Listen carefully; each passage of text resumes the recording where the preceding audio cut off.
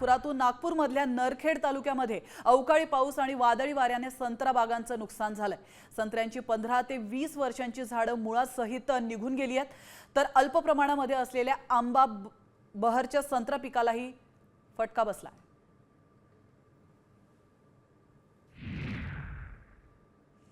बुलढाणा जिल्ह्यामध्ये पडलेल्या अवकाळी पावसामुळे अनेक पिकांचं नुकसान झालंय। काढणीला आलेल्या कांद्यासह गहू, ज्वारी या पिकांचं देखील मोठ्या प्रमाणात नुकसान झालंय। याशिवाय कच्च्या कैऱ्या देखील गळून पडल्यात, त्यामुळे शेतकरी अधिक आर्थिक संकटात सापडलाय।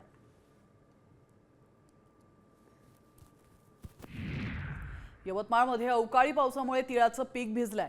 सध्या तीळ पिकाची काढणी सुरू आहे, तर तीळ पिकाला अवकाळीचा फटका बसत असल्याने महागाव तालुक्यामध्ये मोठ्या प्रमाणात शेतकऱ्यांचं नुकसान झालंय। यवतमाळमध्ये पावसामुळे शेतकरी पुन्हा संकटात सापडलाय। हातातोंडाशी आलेला घास हिरावल्याने शेतकऱ्यांवर मोठा आर्थिक संकट ओढावलाय। यवतमाळ जिल्ह्यात 590 हेक्टरवरील पिकांचं नुकसान झालंय।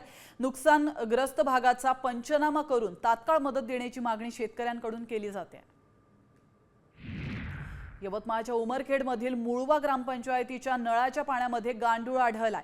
तसंच पाण्याची तपासणी केली असता ते पिण्यायोग्य नसल्याचा धक्कादायक अहवाल देखील आरोग्य विभागाने दिलाय। त्यामुळे ग्रामपंचायतीला शुद्ध पाणी पुरवठा करण्याचे निर्देश देण्यात आलेत।